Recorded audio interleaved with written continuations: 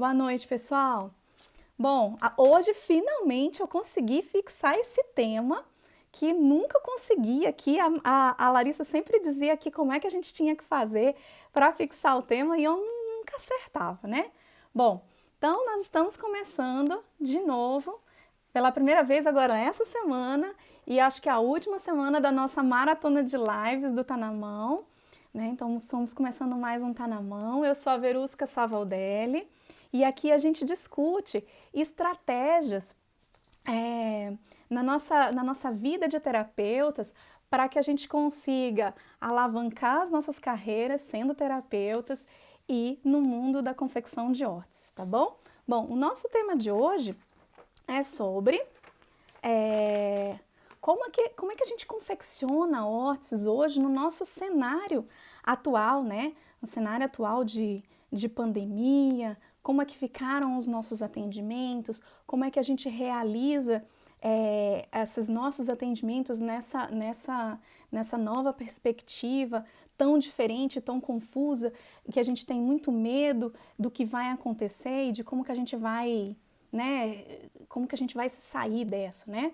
Bom, a gente sabe que a recomendação, logo desde março, quando começaram os primeiros casos no Brasil, é que a gente tem uma recomendação do Ministério da Saúde e também do CREFITO, né, para os atendimentos dos pacientes não COVID, né, a primeira recomendação, que é, na verdade, uma recomendação para todos nós, independente se a gente está em atendimento ou não, ou mesmo, né, mas principalmente se a gente está em atendimentos com outros pacientes, é que antes do contato a gente consiga fazer a nossa higienização das nossas mãos, em cinco momentos, né? O primeiro é antes do nosso contato com o paciente, antes da realização de procedimentos assépticos, após a exposição de fluidos corporais, isso normalmente está mais relacionado aos pacientes, a quem atende os pacientes diretamente, nós os fisioterapeutas e a gente também, às vezes, nos nossos casos pós-operatórios, né? Após o contato com o paciente e após o contato com as áreas em que o paciente esteve, né? E para os pacientes com COVID também existe aí uma recomendação para a utilização dos EPIs, e está sendo muito discutido, né? Tá travando? Ixi, mais alguém? Será, gente? Tá ruim aqui a ligação? Deixa me ver. Olha, a princípio o meu parece ok. Se estiver muito ruim, eu acho que pelo YouTube tá melhor. Vocês acharem aí, eu tô ao mesmo tempo que eu tô falando aqui pro Instagram, tô falando aqui pro YouTube. Então, se tiver muito complicado, aqui as meninas estão falando que pelo YouTube tá mais tranquilo. Se for o caso aqui da gente conversar pelo YouTube, eu acho que era uma boa, hein? Às vezes o Instagram tem dessas, né? Ai, meu pai.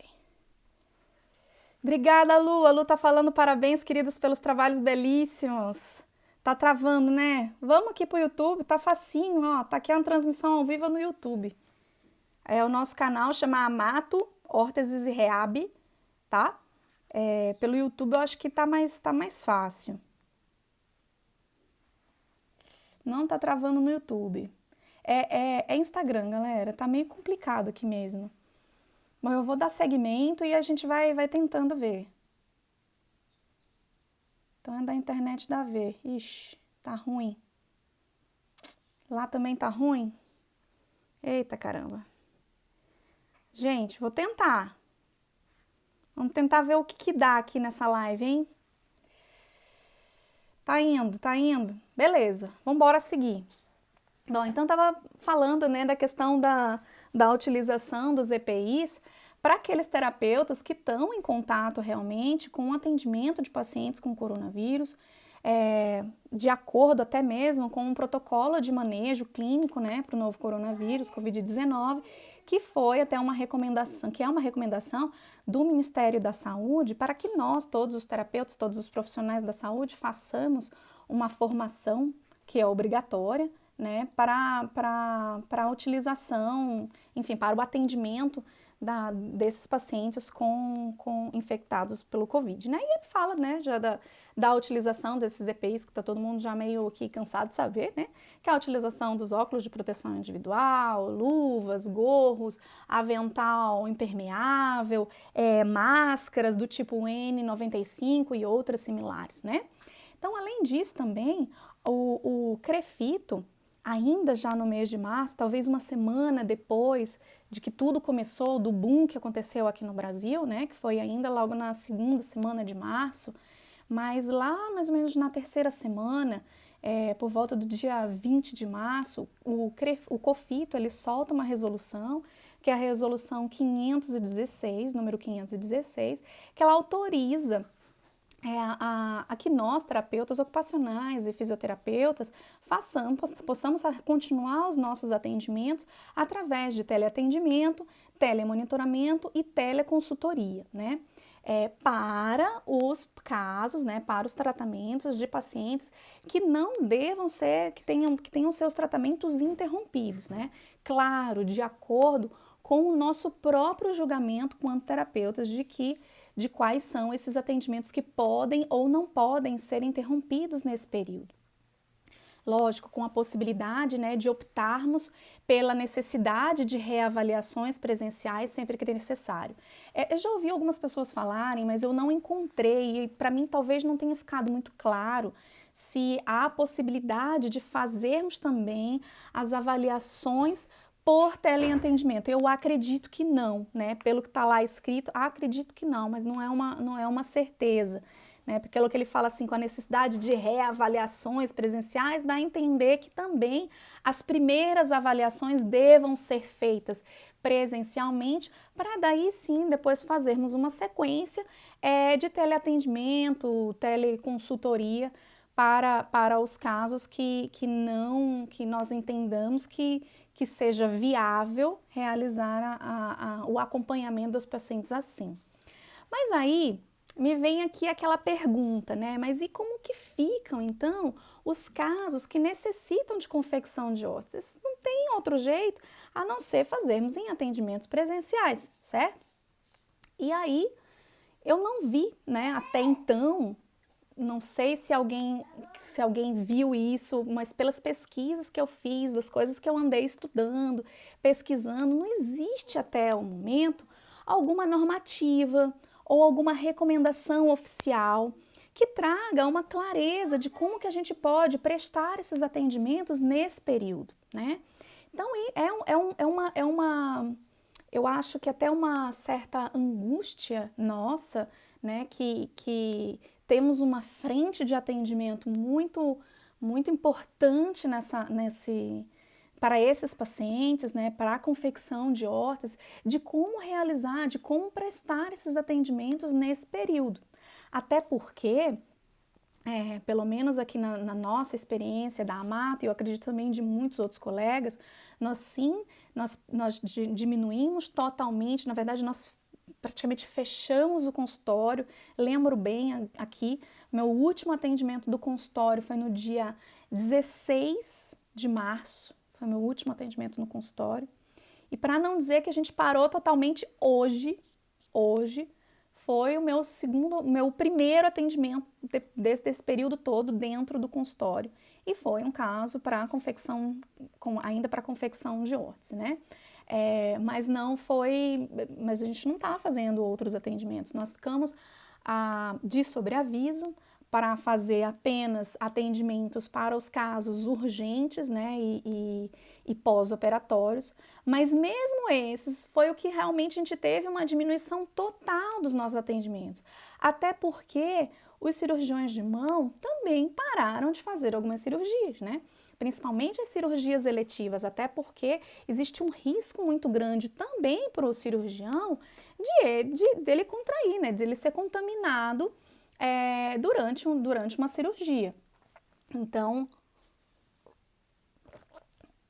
houve aí uma diminuição muito significativa desses atendimentos pós-cirúrgicos, até porque eles também, eu acho que só estão fazendo as cirurgias de urgência, urgência e emergência, né? Os casos mais traumáticos mesmo, que aí não tem outro jeito. Mas existe uma demanda muito grande que realmente não diminuiu, né? Uma demanda que não diminuiu nada, pelo contrário, ela continua e que são os casos em que nós continuamos fazendo atendimentos de confecção de órteses, esses sim, de casos de pacientes neurológicos, de pacientes crônicos, pacientes que estão internados, e essa demanda não diminuiu, porque os pacientes continuam tendo AVCs, continuam tendo paralisia cerebral, casos crônicos talvez de lesão do plexo braquial, pertorto congênito. Então essa é uma demanda que ainda continua aí, é uma demanda que a gente continua a ter que ir para o hospital, a responder essa demanda. E como é que a gente, né, eu me pergunto, eu fico sempre muito receosa, né, eu não sei se acontece com todo mundo ou não, né, muito receosa quanto a esses atendimentos. A gente segue sim os protocolos do hospital, mas não existe ainda. Ninguém fala em atendimentos da terapia ocupacional, atendimentos da fisioterapia, mas espera aí, dentro da confecção de órteses a gente usa inúmeros equipamentos que às vezes não tem como serem higienizados ou higienizados da forma adequada. Por exemplo, eu estava aqui pensando assim, no último atendimento que eu fiz no hospital na semana passada, eu levei tudo. Eu entrei no quarto do paciente internado, não Covid, entrei no quarto do paciente, a primeira coisa que eu fiz foi pegar aqueles desinfetantes, né, o Oxivir, e higienizei a minha mala por completo, inteira, né, me paramentei inteira e higienizei toda a mala, higienizei tudo, toda a bancada, coloquei os equipamentos e tal. E quando eu terminei aquele atendimento também higienizei tudo, mas assim, depois eu parei para pensar, peraí, mas eu uso um lápis. Eu uso um lápis, que é o risco, o material, né, o risco termoplástico com ele. Nunca higieniza esse lápis, né? Que outro tipo de material, talvez a gente tenha que pensar assim, que outras alternativas a gente tem, né? Então, eu acho que é uma coisa que talvez aí a gente tenha que pensar, ou talvez vir aí alguma recomendação para que nós, terapeutas ocupacionais, terapeutas da mão, que atendemos, que fazemos e que continuamos a ter, que prestar esse tipo de serviço, possamos ter mais, talvez, segurança em realizar, né? A gente tem que ver também que não existe uma estimativa real, né, no Brasil, do número de pacientes que estão sem qualquer tipo de acompanhamento, né? Porque a gente sabe, né, que nem todos os pacientes e nem também todos os terapeutas estavam minimamente, né, ou estão minimamente preparados para uma realidade de teleatendimento, de teleconferência, né? Então ainda existe uma demanda grande que talvez esteja sem resposta no momento, né? E o que talvez ninguém comentou, e até pelos motivos que a gente entende, que a gente sabe, é que daqui a pouco vai ter um número enorme de pacientes com sequelas e incapacidades funcionais, COVID, né? De pacientes com COVID e não COVID que vão precisar de órtese. E que temos que, para isso, estar preparados. E daí a gente vai falar também, né, nessa realidade, sobre o gráfico, do impacto na saúde pela Covid-19, né? Uma outra coisa também que ainda não se ouviu uma grande discussão, pelo menos eu ainda não ouvi. Se alguém tem alguma experiência, por favor, vamos conversar sobre isso, eu acho que é bacana. A ideia é que aqui seja um espaço de discussão, não um monólogo, né? Existe muitos pacientes que são entubados, esses pacientes com Covid que estão entubados, que permanecem muito tempo acamados, né? Eles perdem número de fibras musculares, né? Eles perdem diâmetro de fibra muscular e eles podem vir a evoluir com neuropatias periféricas e aí vão precisar serem melhor posicionados, né? A Lara está aqui falando, parece que o Covid pode provocar trombos, que vai aumentar a demanda também. Exatamente. Já existem relatos de casos de complicações neurológicas pelo agravamento dos casos de Covid. Então, vai haver aí uma demanda que a gente também vai precisar atender. Inclusive, já na semana passada, eu recebi um pedido, uma prescrição. Nem comentei com as meninas aí, até porque eu acho que essa eu deixei passar, né? Não, eu já sabia que elas iam dizer que não. Mas houve já um pedido de uma prescrição de uma órtese num hospital de um paciente com Covid positivo. E aí eu pensei, opa, se eu já estou toda receosa, toda com medo de atender os casos não Covid, né, por uma questão de manter uma certa, uma segurança, uma biossegurança para os pacientes, e que dirá então os casos com Covid? Eu falei, opa, peraí, eu acho que essa eu vou deixar passar, né?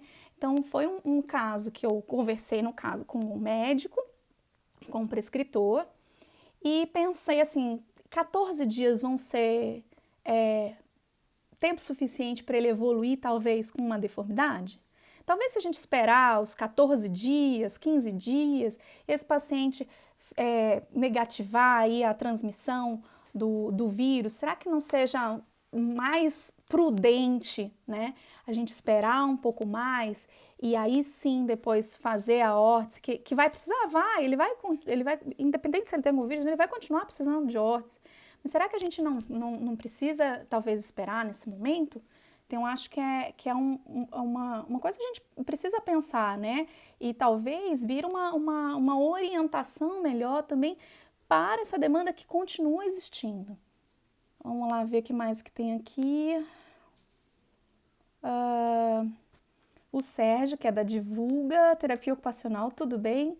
Viu uma notícia de casos de AVE pós-Covid-19. Exato, a gente vai falar já sobre isso também. Entender que iremos abordar esse caso. Exato, vamos abordar esse caso. O que a TO pode contribuir para a confecção de máscaras e alguma coisa correlacionada? Tiago, muita coisa. Essa é uma outra discussão. Hoje eu quero falar um pouquinho de alguma coisa um pouquinho diferente sobre isso, sobre a confecção mesmo de outras órteses e não algumas ajudas técnicas, né, de outros equipamentos, mas a gente vai falar sobre isso também, tá bom? E aí, que mais? Bom, então onde foi que eu parei? Bom, então já existe relatos de casos de pacientes com agravamento neurológico, né, por conta do Covid-19. E aí, eu vou até abrir aqui, eu estava aqui olhando para uma tabela, foi divulgado pela ANCP, que é a Academia Nacional de Cuidados Paliativos, um gráfico que é um impacto na saúde pela pandemia do Covid-19 ao longo do tempo. Então, esse gráfico, ele traz aqui as ondas, né, dos picos da Covid, né? Então, a gente está ainda na primeira onda, né? Que é a primeira onda, que é a de mortalidade e morbidade imediatas pelo Covid. Então, vai haver um impacto, que é o que já é a fase em que a gente está agora. Mas, a partir do momento que essa curva começar a descer, é a hora que começa a segunda onda. A segunda onda, na verdade, assim, as outras são 4 ondas ao longo do tempo, né? E o que ninguém fala até o momento são dessas outras ondas, né? Então, quais são essas outras ondas? A segunda onda, ela fala sobre o impacto da restrição de recursos em condições urgentes não Covid, que são exatamente os casos que a gente atende, né? São os casos de AVC, os TCEs, as lesões medulares, os casos traumáticos, que esses até têm diminuído um pouco mais, porque pelo número, né, pela mobilidade urbana também ter diminuído, o número das pessoas estão mais tempo em casa, então está havendo bem menos acidentes automobilísticos, mas ao mesmo tempo também aumenta o número de acidentes domésticos, né? Então, essa onda, ela mostra que vai haver aí um impacto também nessa restrição dos recursos para essa população. E a terceira onda, ela coincide com o final da primeira onda, né, de morbidade, então são os pacientes que eles estão em recuperação pós-UTI, mas é o início da terceira onda que ela fala sobre o impacto da interrupção de cuidados em doenças crônicas. Olha só, olha a dificuldade que vai ser e o quanto de demanda vai surgir ainda mais para frente, que é o que ainda não aconteceu, mas que ainda vai acontecer mais para frente, só pelo impacto da Covid-19, em outros casos de outras doenças. E aí também chegam os pacientes que já estão evoluindo com quadros, com agravamentos, né, com outras comorbidades, também vindas através do Covid-19. Bom, deixa eu ver se vem aqui algumas perguntas que eu esqueci, que eu deixei passar.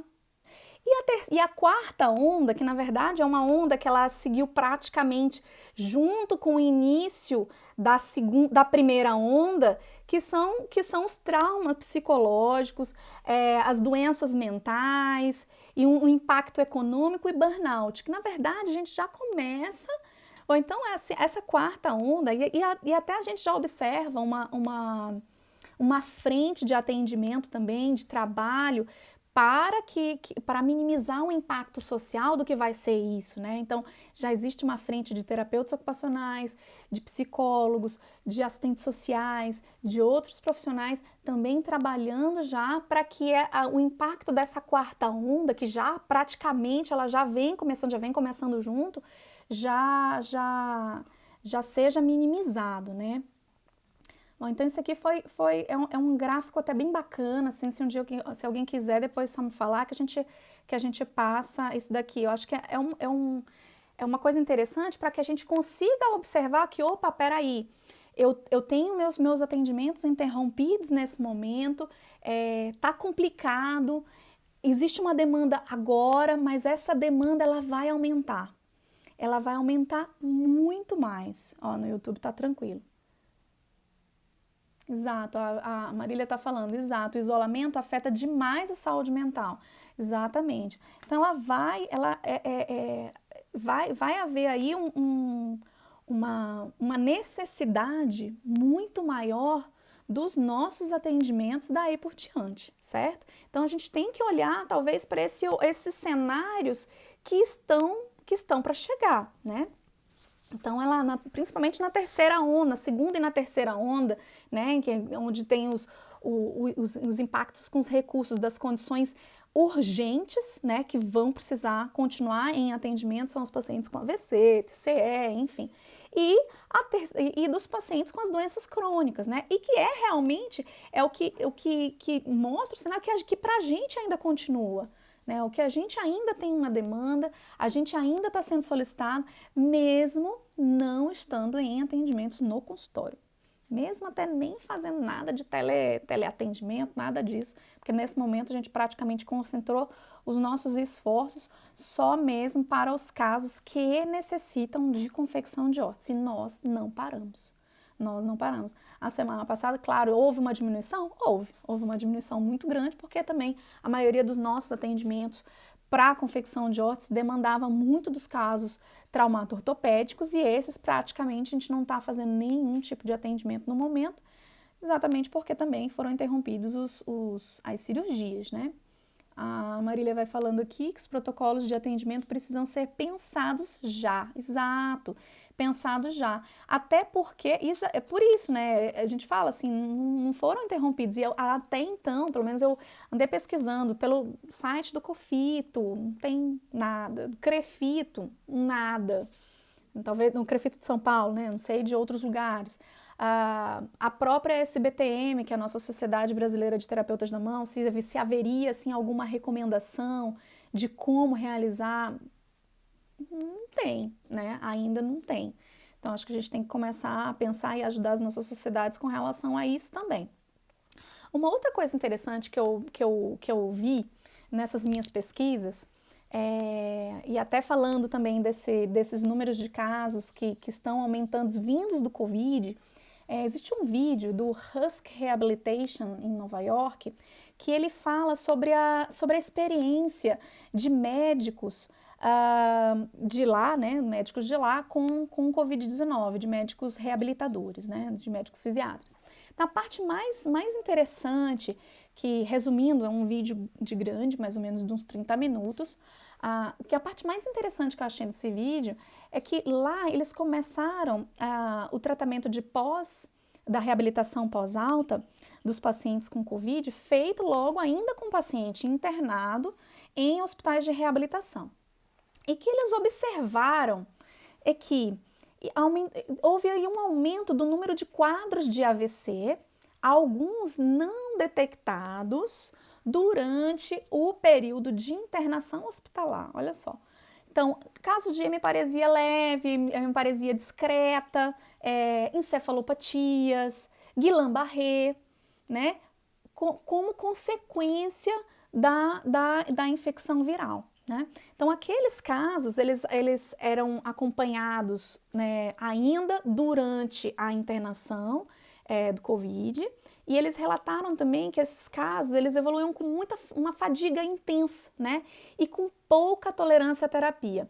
Então, lá, o que eles faziam? A meta era sempre ter um mínimo de atividade para esses pacientes, né, e logo no início lá da pandemia, eles começavam a transferir esses pacientes para as unidades de reabilitação após 5 ou 6 dias de internação. Mas quase que 100% dos casos acabavam tendo que voltar para a UTI após já estarem num período de reabilitação. E atualmente o que eles fazem? Eles esperam pelo menos 10 a 15 dias de internação para transferir o paciente para a reabilitação normalmente. Então, assim, agora, se já era prolongado o tempo em que os pacientes né, a gente observa os casos mais graves, né, a gente vê vários relatos dos casos mais graves, estando internados muito tempo, então agora eles esperam mais tempo ainda, isso lá nos Estados Unidos, esperam mais tempo ainda, pelo menos uns 10 a 15 dias, para que esse paciente fique o mais estável possível para depois, só depois, ir para as unidades de reabilitação. Então, assim, vai haver aí um número muito grande, né? Assim, é uma previsão que de lá, e a gente observa que não existe ainda uma estimativa real, né, no Brasil, mas vai haver um número muito grande de pacientes sequelados, de complicações neurológicas advindas do Covid-19, que a gente tem que estar preparado para o que vai chegar. Então, ó, a internação na reabilitação antes, nesses casos ainda lá do Husk Rehabilitation, eles duravam entre 1 e 2 semanas, né? Porém, os pacientes, eles ficavam internados, pacientes com Covid, estão ficando internados por até 1 mês para reabilitar. O que é o tempo que eles estão percebendo que os pacientes, eles ficam mais seguros e razoavelmente independentes. Então, assim, vai haver aí talvez um boom muito grande depois nos centros de reabilitação, e aí a gente vai enfrentar uma outra dificuldade, que ok, esses pacientes vão precisar de atendimento, e aí? Mas ninguém está lá dentro do centro de reabilitação para atender. Então, a gente tem que começar minimamente a se preparar para, talvez, eu acho que até mesmo os nossos atendimentos externos vão ser, talvez nessas próximas fases, das próximas ondas, sejam até mais significativos, mais intensos do que os nossos atendimentos dentro dos nossos consultórios. Até mesmo para a gente evitar aglomerações, enfim, todas aquelas recomendações de se fazer atendimentos mais espaçados, com menos pacientes, né? Com mais dados, então talvez a gente vai ter que optar por esse outro tipo de demanda. Então não existe até então, para nós, pelo menos eu não achei, né, uma estimativa real no Brasil de como vai ser esse cenário para a reabilitação, né?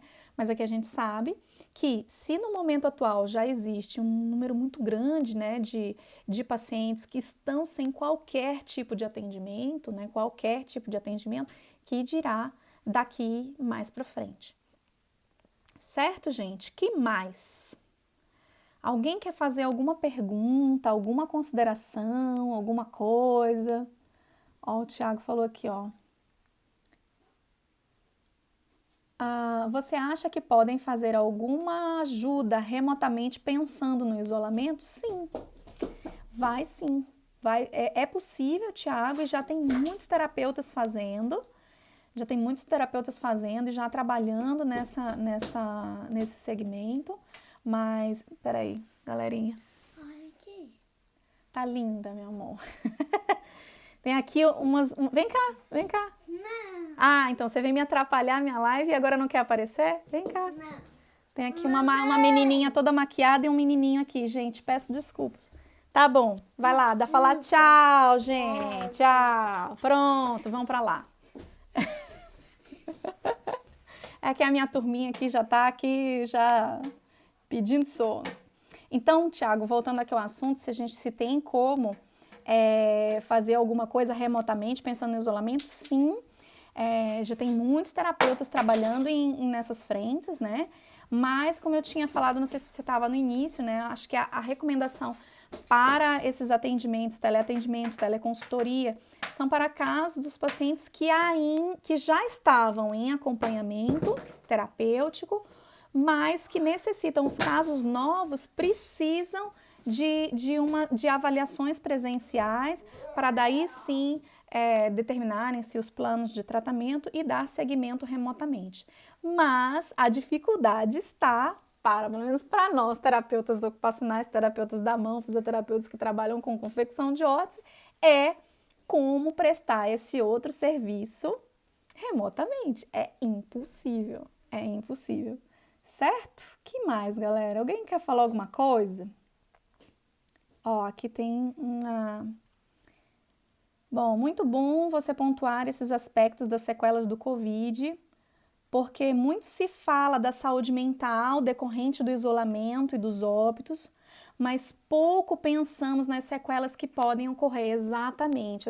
Por quê? Porque ainda não se fala nas outras ondas. A gente está falando ainda, está todo mundo muito focado na primeira onda. Que realmente a maior, né, o maior pico, que é a da mortalidade, morbidade, das sequelas que vão vir, né, das doenças mentais, do burnout, das dificuldades para o enfrentamento desse isolamento, mas não se está pensando ainda nas restrições aos serviços, nas restrições aos atendimentos que ainda estão para chegar, né? Que assim, minimamente, a gente está tentando, né? A maioria dos terapeutas está tentando se organizar com teleatendimentos, teleconsultorias, telemonitoramento, mas vai haver uma demanda grande de pacientes que não vão ter como ser atendidos dessa forma, né? E aí, a gente tem que estar preparado para isso. Como é que a gente vai fazer e como é que a gente vai se preparar para isso? Galera, tudo bem? Que mais? Gente, alguém quer pontuar mais alguma coisa? Queria dar aqui um oi para todo mundo, tem bastante gente. A Letícia acabou de entrar, a Juliana, tudo bem? Que mais? Débora também entrou agora. Vocês viram aqui, né, meus meninos? Tá aqui às vezes me atrapalhando. Maiara, todo mundo, Marília. Alguém quer comentar alguma coisa? Quer falar alguma coisa a mais? Senão a gente vai dando por encerrado, vai falando mais alguma coisa. Da gente começar a refletir, talvez, as nossas práticas por daqui por diante, né? Como que nós vamos nos preparar para a segunda e terceira onda. Até a quarta onda já tem muito terapeuta aí lá da saúde mental se preparando, mas nós da Reab Física, como que a gente vai se organizar, né? Como que a gente vai repensar, parar para pensar nessas etapas que estão para chegar, estão para vir, que vai ter uma demanda que talvez ainda também seja sem resposta, pensando pelo nosso lado aqui dos terapeutas que confeccionam órteses. Tá aí, gente, ó, tá cheio de paciente precisando, pacientes com Covid já precisando, e a gente dizendo, não, peraí, calma lá, vamos com calma. Mas essa demanda não parou, e ela vai demandar muito mais porque vai haver muitos casos curados, mas casos sequelados, tá? É assim, não é uma certeza absoluta, ninguém sabe exatamente do que vai acontecer daqui para frente, né? Mas a expectativa é do que já está se vendo em outros países, ao caso dos Estados Unidos. Também tinha aqui, eu esqueci de falar, de um centro de reabilitação francês. Deixa eu pegar ele aqui. Existe aqui um outro quadro, falei só de um, mas do centro de reabilitação é o Centro de Reeducação do Hospital do Jura, não sei falar muito francês, não é comigo não, né? Mas ele separou, assim, ó, fez um programa de reabilitação para os pacientes com Covid e ele separou por grandes áreas, né? Da assistência respiratória, cardiovascular, nefro, gastro, endócrino, neuro, psiquiátrico, musculoesqueléticos, cutâneos e infecciosos, e ele fala, e ele traz aqui quais as consequências que o Covid-19 traz para essas grandes áreas e como que o sistema de reabilitação lá vai se organizar, né? Como que, onde cada um das frentes de terapeutas e outros profissionais de saúde estão atuando. E uma das grandes áreas, pelo menos para nós, eu trago sempre aqui a questão da terapia ocupacional, mas também se fala dos terapeutas da mão e dos fisioterapeutas, que a gente já sabe que tem uma atuação muito grande aí na área da fisioterapia respiratória, cardiovascular e musculoesquelética, mas ele traz aqui uma atuação muito grande dos terapeutas ocupacionais, também na questão das ajudas técnicas, né, que é a confecção de órteses, a dispensação de órteses, próteses e outras ajudas, como cadeira de rodas, enfim. E, além disso, ele fala também da questão das mobilizações, das trocas de decúbito, não sou muito boa no francês não, galera, mas tá aqui, ó, da questão das independências para as atividades de vida diária do inglês, não, no caso é francês aqui. Ele traz o ergoterapeuta, né, que é o terapeuta ocupacional. Então, assim, tem já protocolos estabelecidos para o enfrentamento dos protocolos de reabilitação para os pacientes pós-Covid, tá? Então, aqui também é uma outra, foi feito aqui, deixa eu ver até como é o nome do moço, do senhor aqui, lá do hospital, é o Serdar Kosser, que é o Head of Rehabilitation do hospital do Jura, é um hospital francês, então ele traz já essa designação bem certinha de como que vai ser o enfrentamento dentro dos hospitais de reabilitação. Bom, que mais, gente? Agora, depois que eu comecei a falar, tem aqui um monte de comentário, hein? Vamos lá, vamos ler. A Marília fala, sensacional a live, assunto que precisa ser falado. Camila, a possível sobrecarga do sistema de saúde devido ao aumento do Covid também pode pode impactar o cuidado com outras comorbidades. Exatamente, Camila, foi exatamente disso. O assunto hoje da live foi exatamente sobre isso. Então, ela vai impactar, sim, mas que ainda ninguém está olhando para isso, né? Como é que vai ser o enfrentamento desses impactos, que vão ser aí bem grave. O Sérgio, que é da Divulga Terapia Ocupacional, fala: eu tô admirando demais o trabalho de vocês da Mato, sério, opa, que maravilha, obrigada! Quando me estabilizar financeiramente, eu comprarei o curso. Oba, e por falar nisso, a terceira turma do curso Mãos à Órtese está chegando, está quase.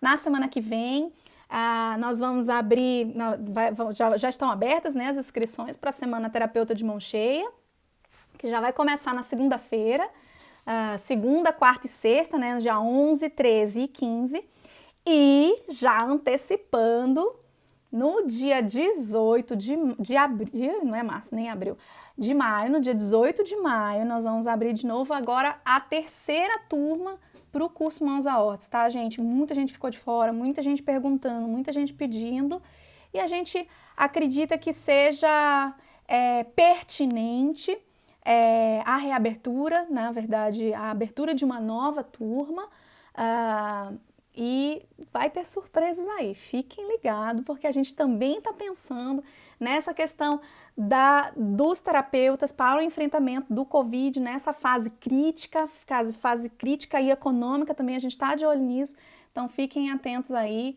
que vai ter surpresinhas na segunda-feira.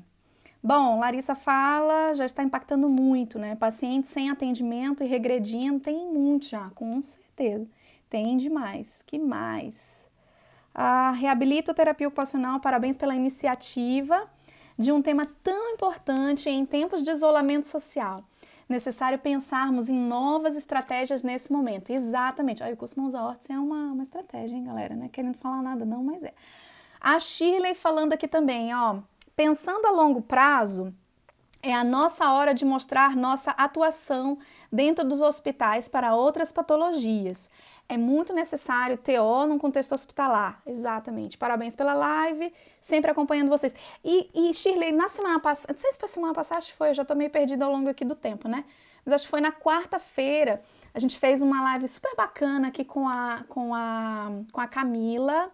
Camila Grespan, que ela também atende no hospital, e a gente falou exatamente sobre essa atuação dentro do contexto hospitalar, bem bacana também. Tá um sucesso, Mãos à Órtese, sou suspeita, mas a galera tá gastando bastante. Ô, se tá, gente, é isso. Eu tô muito feliz da gente também estar fazendo esse trabalho, tá sendo super gratificante estar aqui. Não é fácil, mas tá aqui todos os dias e tendo temas interessantes, tendo coisas legais pra gente trocar ideias, pra gente poder falar. É muito legal, é super gratificante. A Semana Terapeuta de Mão Cheia tá linda.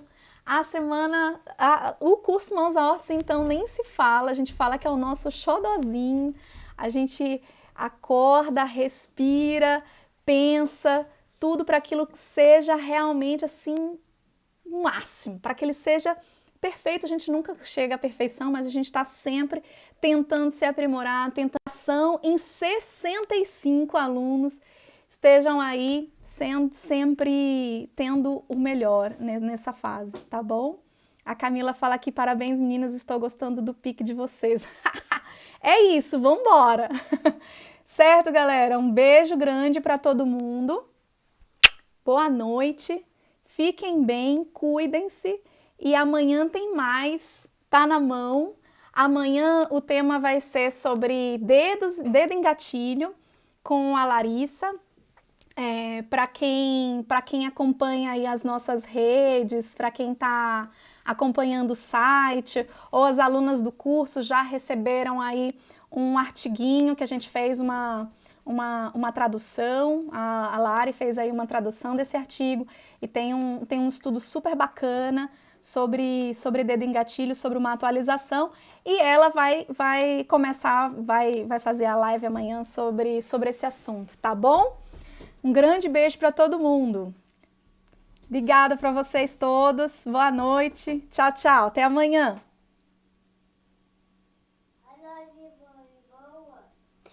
Eu tô bonita. Peraí, gente. Eu passei até corretivo. Tchau, gente. Boa noite. Tem mais uma. Olha aqui. A menina tava doida pra aparecer na live. Não. Agora ela apareceu. Certo, gente? Boa noite para todos. Grande beijo para todo mundo. Se precisarem para testes... e o que, Ti? Precisar para testes o quê? Pacientes? Para a gente fazer teleatendimento? É isso, Ti? É isso? Você viu a boneca aqui, ó, Ti? Ó, filha, o Thiago, ele foi paciente da mamãe. Fala oi para ele, ó. Toda maquiada para dormir, gente. Tá bom? Pra dormir. Boa noite, gente. Muito obrigada para todo mundo. É isso, Ti. Para fazer teleatendimento, a gente pode pensar, hein? Vamos tentar? Vamos tentar a gente? Faz tempo que você também tá sem atendimento, né, Ti? Peraí, Lele, deixa aqui. E aí a gente pode pensar assim. É um treino para nós também, certo? Bom, vamos conversar sobre esse assunto, tá? Um beijo. Tchau. Que ele vai gostar. Beleza?